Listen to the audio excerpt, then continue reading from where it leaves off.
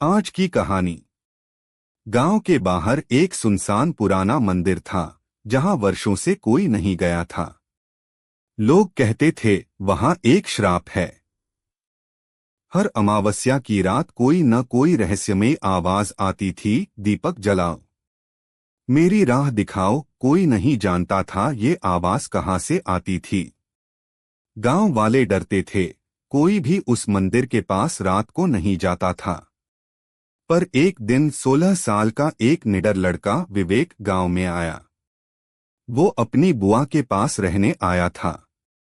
वो बड़ा ही जिज्ञासु और भक्ति में विश्वास रखने वाला था। जब उसने मंदिर की कहानी सुनी तो उसकी आंखों में चमक आ गई। उसने ठान लिया, मैं उस आवाज के पीछे की सच्चाई जानकर रहूंगा। कि रात पूरा गांव बंद था। सब लोग घरों में दुबके हुए थे। विवेक चुपचाप एक तेल भरा दीपक, अगरबत्ती और एक छोटा सा घंटा लेकर मंदिर की ओर चल पड़ा।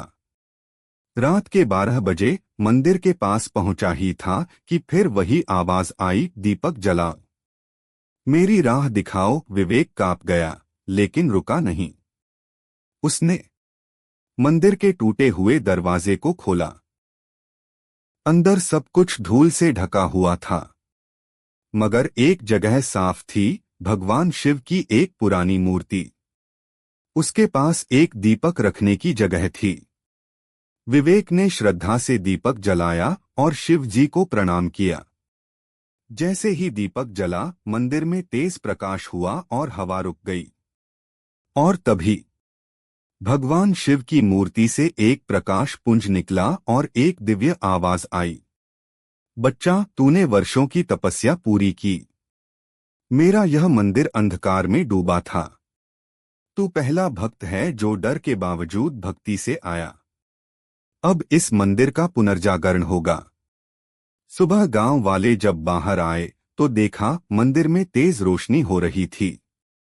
टूटे पत्थर चमकने लगे थे और मंदिर की घंटियां अपने आप बज रही थीं। विवेक वहां बैठा था, आंखों में आंसू और हाथों में जलता हुआ दीपक।